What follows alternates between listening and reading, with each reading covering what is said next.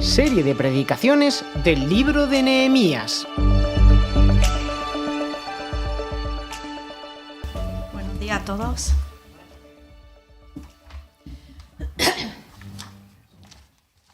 Pues como ha dicho José, seguimos con las predicaciones sobre Nehemías, este libro que estamos estudiando. Y hoy estamos en Nehemías 9. Si lo tenéis la Biblia, mejor mirar allí, pero también vamos a ver. ¿Mejor? Mejor. Vale, también vamos a ver en la pantalla. Se llama Un encuentro con Dios. Es como si fuese el segundo parte de 3 partes de avivamiento, ¿no? La semana pasada escuchamos sobre la palabra, como los judíos se habían acercado después de tantos años a la palabra. Y esta semana pues vemos como la segunda parte, y la semana que viene veremos la tercera parte, que es su respuesta. Ellos ya habían construido las murallas de Jerusalén y ya estaban como enfocados en su renovación de la relación con Dios. José Daniel nos habló la semana pasada de cómo ellos habían estado horas y horas y horas escuchando la palabra, y ese encuentro con la palabra la llevaron a cabo durante todos los días, casi 3 semanas. Luego pasaba un día allí en medio que no sabemos qué hicieron, y vuelven a reunirse en el capítulo 9. Pero en esta ocasión, en vez de que festejan, que celebran, lo que vemos aquí es un culto de adoración, de ayuno, de arrepentimiento, oración, seguido de un pacto. Vamos a ver 3 partes principales. Primero, una búsqueda sincera. Luego, vemos la oración de corazón, que esta es la parte más grande, que tiene bastantes puntos. Y de último, vamos a ver una respuesta de compromiso. Y he sacado unas enseñanzas también. Entonces empezamos con el capítulo 9. El día 24 de ese mes, los israelitas se reunieron para ayunar. Se vistieron de luto y se echaron cenizas sobre la cabeza. Habiéndose separado de los extranjeros, confesaron públicamente sus propios pecados y la maldad de sus antepasados, y asumieron así su responsabilidad. Durante 3 horas leyeron el libro de la ley del Señor su Dios, y en las 3 horas siguientes le confesaron sus pecados y lo adoraron. Como ellos tenían costumbre en ese tiempo que estaban viviendo, estaban horas y horas de pie leyendo la palabra y orando. Vemos que ayunan, la ropa que se visten es de luto, se echan cenizas a la cabeza, y eso son todas señales externas de un compromiso interno. Eso eran señales que ellos querían buscar con intensidad y sin interrupción al Señor. Ellos estaban verdaderamente arrepentidos. Y aquí vemos la importancia de la palabra. Todo empieza por la palabra. Ellos llevan días escuchándola, la ley repetida, comiendo de esa palabra. Pero si os acordáis en el capítulo que vimos la semana pasada, cuando ellas empezaron a llorar, cuando se arrodillaron, Nehemías, Esdras y los sacerdotes les dijo: no lloréis ni os pongáis tristes, porque este día ha sido consagrado al Señor vuestro Dios, y celebraron fiesta. Pero ahora sí, en este día, la palabra da lugar a confesión. Los israelitas estaban volviendo a su Dios. La generación que nosotros vemos aquí, ellos habrán escuchado las historias de Moisés, de Abraham. Ellos habrán sentido que eran un pueblo especial, pero ellos no vivían en la palabra, ellos no seguían las leyes. A lo mejor celebraban alguna fiesta o otra cosa. A lo mejor habían escuchado una historia, pero ahora es el momento que todo el pueblo estaba volviendo y buscando ese encuentro con Dios. Como dije antes, son 6 horas de culto, unos 3 leyendo y 3 respondiendo. Confiesan sus pecados, rinden adoración y alabanza. Y ese doble sentido es la comunicación que siempre ha tenido Dios con su pueblo.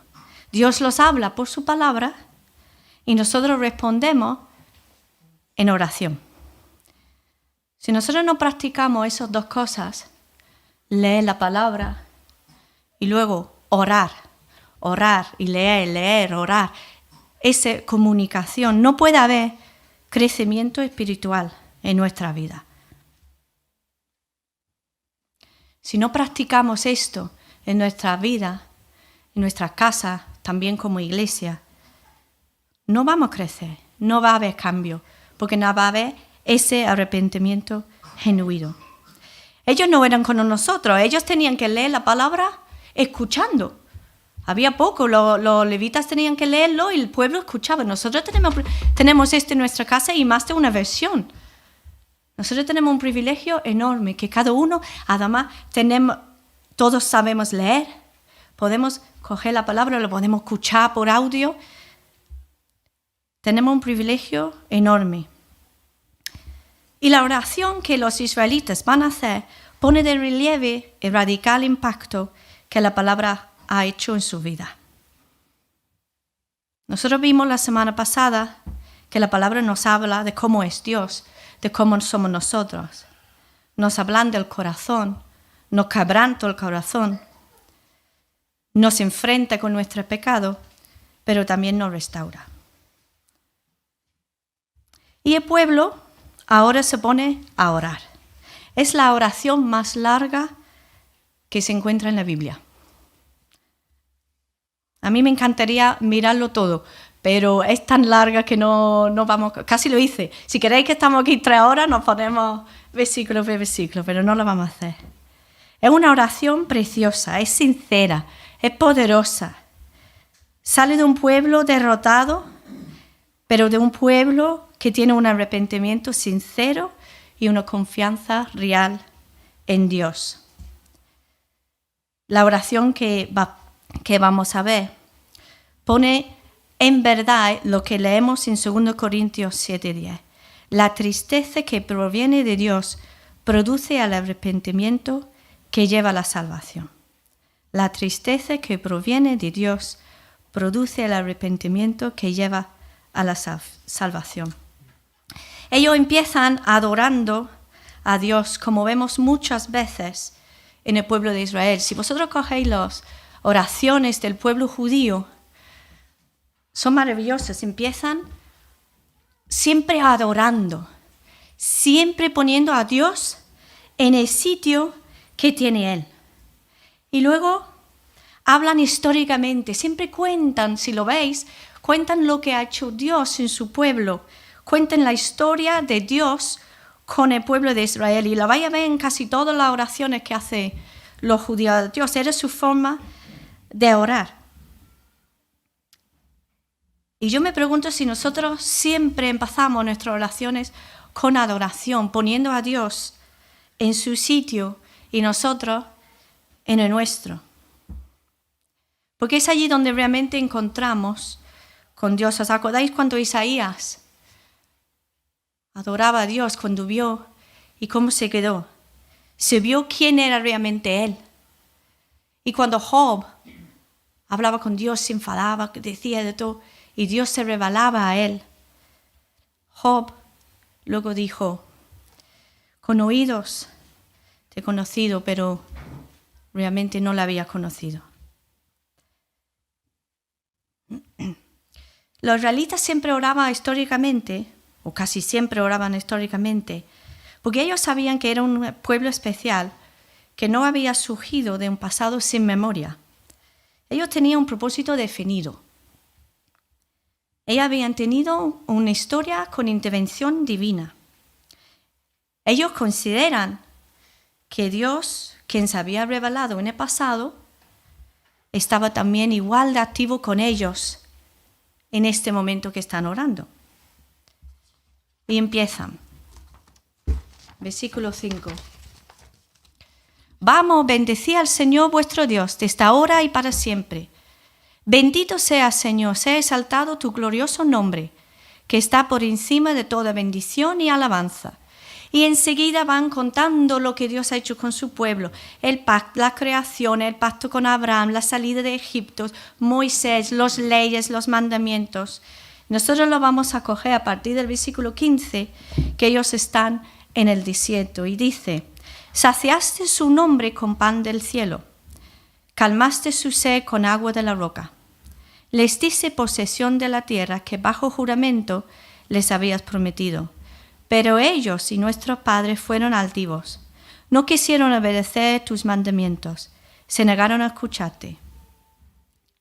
No se acordaron de las maravillas que hiciste por ellos.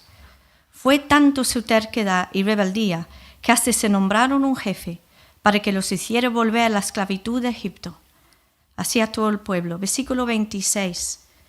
Pero fueron desobedientes, se rebelaron contra ti. Rechazaron tu ley, mataron a tus profetas, que los convocaban a volverse a ti. Te ofendieron mucho. Y es básicamente eso, es el tema de toda la oración. Se repite, se repite, se repite, de una manera o de otra. Y lo que ellos están diciendo a Dios es lo siguiente. Si hay una cosa que nos da muy, muy, muy bien, es pecar. Es ser desobedientes. Es ser rebeldes. Nosotros te hemos dado la espalda una y otra vez. Su confesión es sincera, sale de sus entrañas, lo puede ver por las palabras. Luego siguen y pasan a la conquista de la tierra, hablan de cómo Dios provee, cómo cuide de ellos, y luego habla de ese ciclo que entraron con los jueces, con los reyes, de constante rebeldía y volver a Dios. Y una vez que Dios los había reestablecido, volvieron otra vez a darle la espalda. Y otra vez. Y otra vez.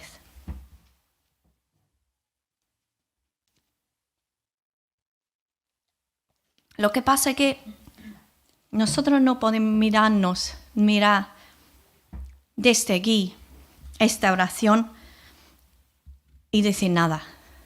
Porque la verdad es que somos iguales. Somos iguales que ese pueblo. No era solo el problema de los israelitas. Aquí se refleja el problema de toda la humanidad, que hemos dado la espalda a Dios muchas veces. ¿Qué dice Romanos 3:23? Porque todos pecaron y están destruidos la gloria de Dios. Porque todos pecaron. Pecar, su significado es no dar en la marca, no dar en el blanco. Si yo tengo, por ejemplo, 20 flechas, yo tiro 19, yo no soy muy bueno en puntería. 19 van por ahí y el último da justo en el blanco. Yo soy pecadora. Los otros 19, aunque doy uno, aunque hago una cosa allí. Si tú tienes 20 y 19 van dentro y uno fuera, no eres. Lo que pasa es que ninguno hemos estado todos en el blanco, ninguno. Es nuestra naturaleza. Somos pecaminosos. Y hoy en día decir eso no nos gusta. Nos da como un poco de cosita, ¿no? Y decir la palabra pecado, somos pecadores, somos pecaminosos, no está muy moderno ni nos gusta. Pero cuanto más rápido aceptamos esto, mejor. Y cuando entendemos esto, también el mundo tiene sentido, porque todos los problemas que ellos tenían, y si tú miras el mundo de aquí para atrás, no ha cambiado realmente nada. Tenemos los mismos problemas, las mismas luchas, las mismas problemas en las relaciones humanas. Cuando entendemos y vemos esto, es más fácil entender cómo funcionan las cosas, cómo funciona el mundo, cuando entendemos que todos hemos pecado. A veces nos sorprendemos, ¿no? Nosotros mismos decimos, ¿cómo puede ser que yo he hecho esto? Pero porque nos sorprendemos cuando es en nuestra naturaleza. A veces mis hijos hacen cosas y digo, pero no lo puedo creer que la haya hecho. Y luego pienso, pero claro que la ha hecho. Pecador, no hay otro. Que es así. Hace quizá un mes o algo así, estábamos en el KFC, estábamos allí hablando. Mateo me dice, mira mamá, esos, nombró una nacionalidad, dice, esos que vemos en la tele, dice, son malos mamá. Y yo que me gusta dar una explicación muy larga, amor, no sé qué. Bueno, hijo, es que mira, esas personas de ese país, pues son como tú y yo, pues seguramente que no están de acuerdo con todas las cosas que se están pasando, son como tú, como yo, y en realidad tú puedes hacer cosas bien y cosas mal, y yo puedo hacer cosas bien y cosas mal. Todos somos capaces del país que somos de hacer cosas, dando vuelta. Y mi madre dice, sí mamá, todos somos pecadores. Y a veces damos 1000 vueltas, pero esa es la realidad. Como ese pueblo, ¿cuántas veces, sabiendo nosotros las bendiciones de Dios, hemos alejado de Él? Ese es, dentro de la oración, el primer punto, el fracaso del pueblo. Hemos visto que tiene la palabra, estamos en oración y dentro de la oración vemos el fracaso del pueblo. Pero al otro lado de ese fracaso del pueblo es el perdón de Dios. Ellos están también en su oración, con el tiempo que llevan con la palabra, acordando la fidelidad de Dios y cómo Él reacciona a su pecado. Volvemos al versículo 17. Se negaron a escucharte, no se acordaron de las maravillas que hiciste por ellos. Fue tanta su terquedad y rebeldía que hasta se nombraron un jefe para que los hiciera volver a la esclavitud de Egipto. Pero tú no los abandonaste, porque eres Dios perdonador, clemente y compasivo, lento para la ira y grande en amor. Nosotros hemos fallado, están diciendo, pero tú eres Dios. Nosotros hemos pecado, pero tú eres Dios. Si os fijáis, la palabra más bonita de esa oración es pero.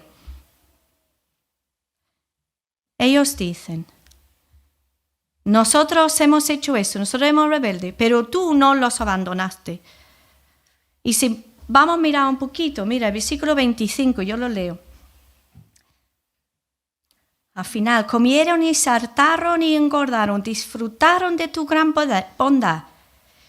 Y mira lo que hace el pueblo. Pero fueron desobedientes, se rebelaron contra ti.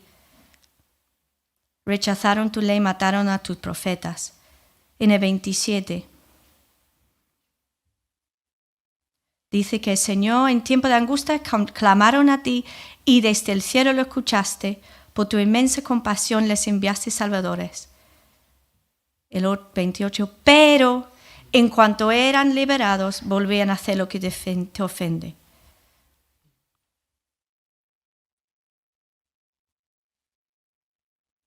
El 30, durante años tuviste paciencia con ellos con tu espíritu, por medio de tu profeta, pero ellos no quisieron escuchar.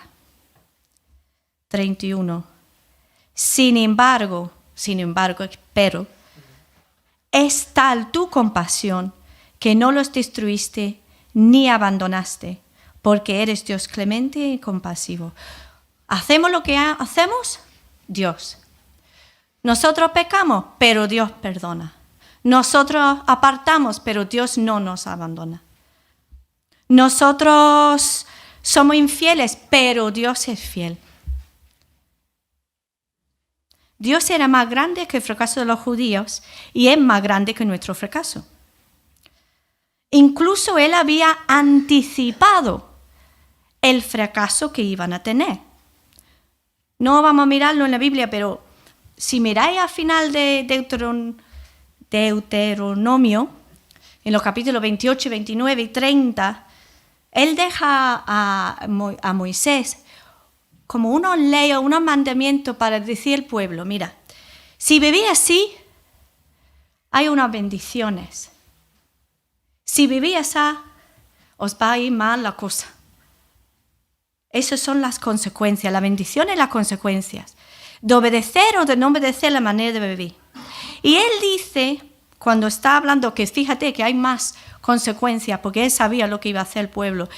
Dice, cuando esas cosas os pasan y clamáis a mí, os haré volver, os traeré de vuelta. Él sabía ya que iba a pasar, que iban a ser rebeldes, que iba a ser cautivado por otro pueblo, que iban a ser llevados. Él ya lo sabía.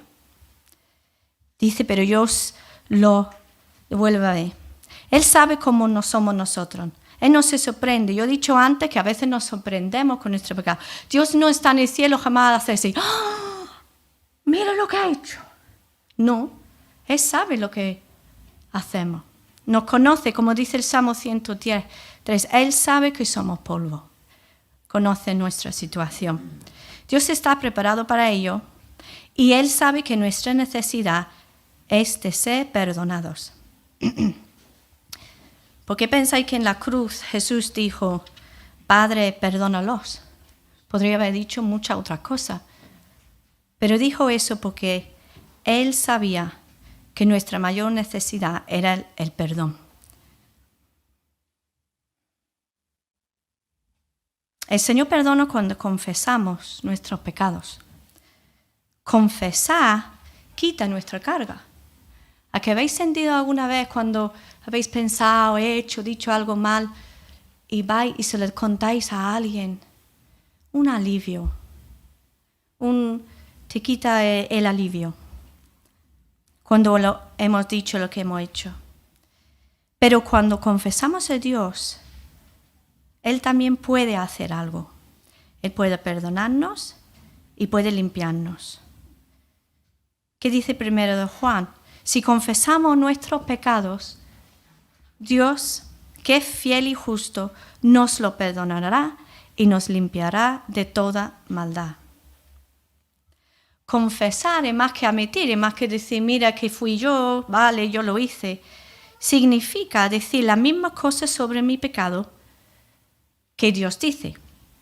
Los israelitas estaban haciendo eso. El versículo 33 dice, tú has sido justo en todo lo que nos ha sucedido, porque actúas con fidelidad. Nosotros, en cambio, actuamos con maldad. Ellos están diciendo a Dios que están de acuerdo con Él en cómo somos nosotros. Muchas veces nosotros hacemos oraciones de confesión muy generalizadas. Empezamos la oración y decimos, bueno, Señor, perdóneme los pecados y ahora te voy a pedir por esto, esto, esto, esto y esto. O decimos, bueno, Dios, si he pecado, perdóname. Sí he pecado, pero así no es. ¿Sabes qué? Que cuando nosotros no nombramos nuestros pecados, nuestros delitos, tenemos un sentir generalizado de culpabilidad que no sirve de nada. Y ese pueblo que había caído en repetida desobediencia, aunque tenían continuas bendiciones, solo les quedaba una cosa, clamar a Dios rogando clemencia. Y ellos eran muy específicos. Si lo leéis, van nombrando lo que habían hecho, nombrando su pecado, sin ahorrar detalles. Porque aunque el pecado es universal, no quita mi responsabilidad personal. Quiero hacer un paréntesis. Yo me pregunto, no sé si habréis preguntado, ¿por qué es que a ellos les importaba tanto lo que habían hecho sus antepasados? Yo digo, ¿por qué están ahí confesando algo que ellos estaban en el desierto? Estas personas aquí habían desobedecido a Moisés. Ellos habían hecho el becerro de oro. No, eran generaciones anteriores. Entonces yo me pregunto, ¿por qué? ¿Por qué les importaba tanto? Voy a leer. En realidad estaban siendo los primeros en reconocer que el más terrible poder del pecado reside en su habilidad para hacerse evidente. La gente allí congregada para pública oración sabía bien que sin haber estado presente en este vagar por el desierto, ni tampoco haber sido ellos los infractores directos, la rebeldía de los suyos en tiempos pasados era muestra innegable de la maldad del ser humano a caer en la idolatría y el abandono de toda ley. Los pecados de la nación quedaban ahora manifiestos en esa realidad de su historia en el transcurso del tiempo. Pero la auténtica cuestión era que los ejemplos del pasado ilustraban los pecados del presente. Las iniquidades de sus padres no habían quedado atrás, caducados. Se habían ido transmitiendo en el curso de los tiempos, pasando de padres e hijos. Y no estoy hablando de cosas raras, de estas raras, no. Estoy hablando simplemente que ellos seguían pecando. Así, tanto en el comienzo como en el final de su oración, recordaban los pecados del antepasado y también confesaban los propios suyos. Entonces ellos sabían que aunque no habían estado allí, que seguían viviendo de forma así. 17 dice, pero tú eres Dios que perdonas, clemente y piadoso, tardo para la ira, grande misericordia. No lo abandonaste. Dios es clemente, es compasivo, es lleno de gracia y misericordia. La gracia que está hablando aquí es recibir lo que no merecemos. Misericordia es no recibir lo que sí merecemos. Vamos a imaginar que tú vas en tu coche y vas un poco más allá de la velocidad y te para Tony. Bueno, Tony, tú no paras coche, ¿no? Un guardia civil para coches y te va a dar una multa. La misericordia es que dice, venga, vete. Tú no tienes lo que recibes, tú mereces la multa, no te la da. Esa es la misericordia. La gracia es que te dice, mira, hay 20 euros, vete a cenar por ahí. Te da algo que tú no mereces. La justicia es cuando dice, yo te doy la multa, cojo yo la multa de vuelta y lo pago yo. Tiene que estar pagada la multa. La justicia se tiene que hacer. Y eso es lo que hizo Jesús en la cruz, esas tres cosas. Lo que celebramos hoy. Toma nuestra carga, me quedo libre y me extiende perdón. Y ese es lo que ellos están hablando, de ese gran amor del Señor. Ellos todavía no conocían a Jesús como Mesías, todavía no estaban en ese tiempo, pero ellos sabían que Dios era un Dios de gracia y misericordia. También ellos podían hablar en su oración de la fidelidad de Dios. Dice, seguimos en el 18. Y a pesar de que se hicieron un becerro de metal fundido, y dijeron, ese es tu Dios que te hizo subir de Egipto, y aunque fueron terribles las ofensas que cometieron, tú no los abandonaste en el desierto porque eres muy compasivo.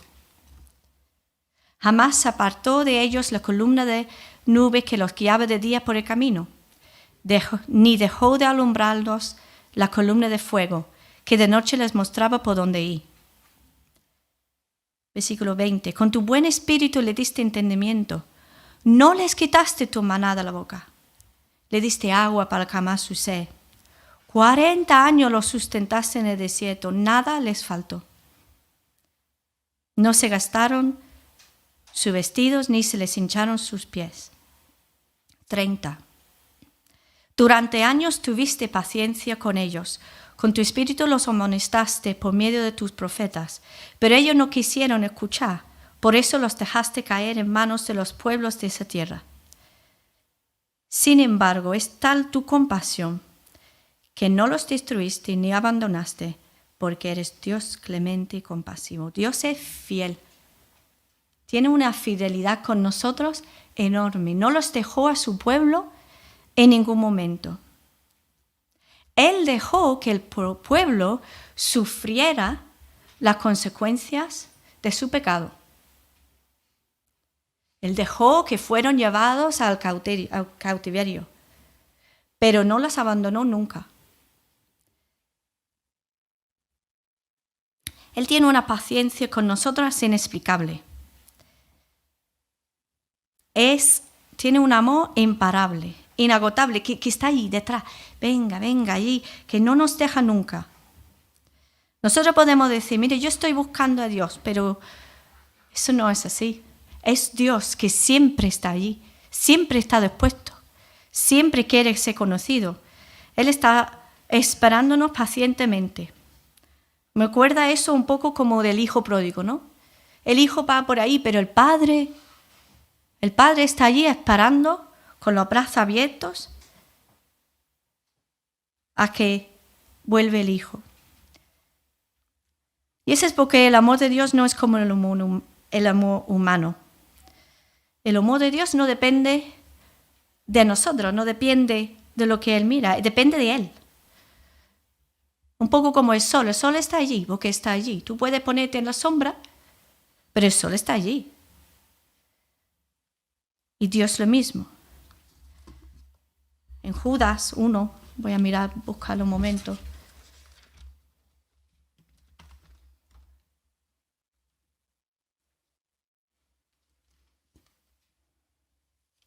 Dice,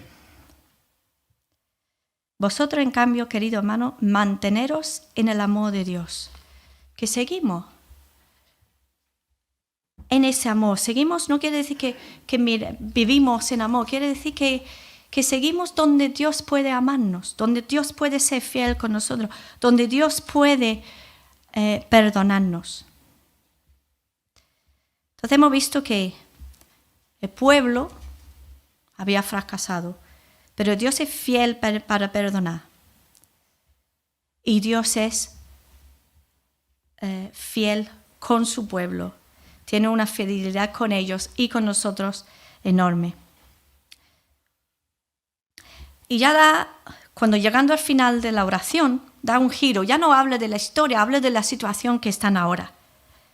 Versículo 32. Y ahora Dios nuestro, Dios grande, temible y poderoso, que cumples el pacto y eres fiel, no tengas en poco los sufrimientos que han padecido nuestros reyes, gobernantes, sacerdotes y profetas, nuestros padres y todo tu pueblo, desde los reyes de Siria hasta hoy. El versículo que ya hemos visto es como el resumen de esa oración. Tú has sido justo en todo lo que nos ha sucedido porque actúas con fidelidad. Nosotros, en cambio, actuamos con maldad. Están ya en ese momento que hemos visto al principio que decían que confesaban los pecados de sus antepasados y los suyos. Están diciendo, nosotros estamos así aquí porque lo merecemos, porque no hay otro, porque tú has hecho que es así y nosotros merecemos estar así, por nuestra propia maldad. Ellos lo merecen. Y dicen, por eso ahora somos esclavos en la tierra que le diste a nuestro Padre. Ellos están sufriendo y dan un clamor a Dios, pero dan un clamor de confianza porque ellos saben que Él contesta, que Él escucha. Ellos han visto a toda la historia de su pueblo, que cuando clamaban a Dios, Él contestaba. Y ellos no van a decir, a ver si le vamos a decir otra vez que nos salva, a ver si le vamos a decir otra vez. Y a veces podemos pensar esto, a ver si le vamos a decir otra vez a Dios que perdón, otra vez que nos restaura, otra vez que nos da otra oportunidad. Pero es que Dios es fiel y da otra vez oportunidad. Y ellos no les queda otra que clamar a ti. Como tienen el poder, hacen lo que quieren con nosotros y con nuestro ganado. Grande es nuestra aflicción. Es un clamor sincero. ¿Cuántas veces nosotros clamamos al Señor así? Señor, ayúdame. Señor, grande mi aflicción. Señor, estoy lejos de ti, quiero volver a ti. Dame hambre de ti. Señor, ayuda a mi familia. Señor, ayúdame con lo que tengo. Con fidelidad, que Dios es fiel. Y ellos lo hacían así. Pero dieron también una respuesta. Claman a Dios porque saben que Él es fiel para contestarle. Y dicen, por todo eso nosotros hacemos este pacto y lo ponemos por escrito, firmado por nuestros gobernantes, levitas y sacerdotes. Ahora van a hacer un pacto, que es la tercera parte, que se verá la semana que viene. Antes de que miramos las enseñanzas, vamos a mirar dos términos: el remordimiento y arrepentimiento. Hay una diferencia. El remordimiento es una emoción, es una sensación, es un ay Dios, ay mira lo que he hecho. Pero el arrepentimiento es cambiar, es girar de mi pecado en dirección a Dios. Y arrepentimiento significa un cambio. Ellos no se quedan simplemente orando, también toman decisión. Ese es un arrepentimiento verdadero, una decisión de cambio. Vamos a ver unas enseñanzas que podemos sacar de esta oración tan preciosa. La palabra, la adoración, la confesión y el arrepentimiento son clave para un avivamiento tanto personal como pueblo de Dios. Si nosotros queremos ver crecimiento, necesitamos la palabra, pero necesitamos poner a Dios en su sitio, en su lugar, porque cuando Él está en su lugar, cuando nosotros adoramos, cuando de verdad adoramos a Dios, no podemos seguir allí adorando, no nos queda otra que mirar lo que somos, porque Dios por su Espíritu nos convence de pedir perdón, pero no quedarnos allí, arrepentirnos y seguir para adelante con el Señor. Dejar que el Señor hace lo que quiere. Entonces, si queremos avivamiento en nuestra vida, pero también en nuestra iglesia, nos toca humillarnos, que es la segunda enseñanza. Una confesión sincera requiere humildad. El pueblo se humilló, porque pusieron a Dios en su lugar y ellos en su lugar. Y eso es lo que es la humildad. Está en nuestro lugar. Siguiente enseñanza. Dios cuida de su pueblo a lo largo de la historia.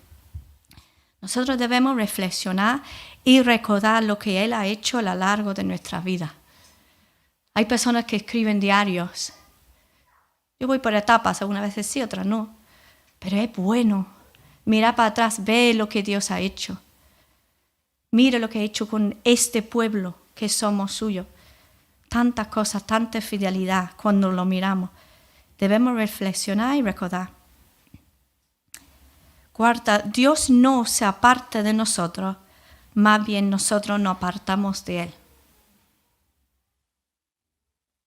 Quinta, Dios es fiel para perdonar y restaurar. Y último, el arrepentimiento conlleva cambios genuinos. El pueblo de Dios había tenido un encuentro con Él, habían vuelto, la habían puesto en su lugar y espero que el Señor nos ayude a hacer lo mismo. Vamos a orar. Señor, gracias porque en tu palabra aprendemos tanto. Gracias porque tú eres Dios fiel, perdonador. A pesar de todo nuestro fracaso, a pesar de lo que pasó con el pueblo, tú lo sacaste, tú escuchaste, Señor. Ayúdanos, Señor, a ser humildes, a saber conversar, a quitar nuestro orgullo, Señor, porque tú mereces, Señor, toda alabanza, Señor. Y tú quieres, Señor, que estamos contigo y quieres tener ese encuentro con nosotros, Señor. Ayúdanos, Dios mío, Señor, a adorarte, a alabar tu nombre, Señor. Pero, Señor, confesarte a ti, Señor, lo que somos, lo que hacemos, lo que pensamos, lo que decimos, Señor, delante de ti. Con humildad, Señor, pero mirando tu perdón, mirando tu fidelidad, Padre. Gracias porque eres tan bueno, Señor. En el nombre de Jesús. Amén.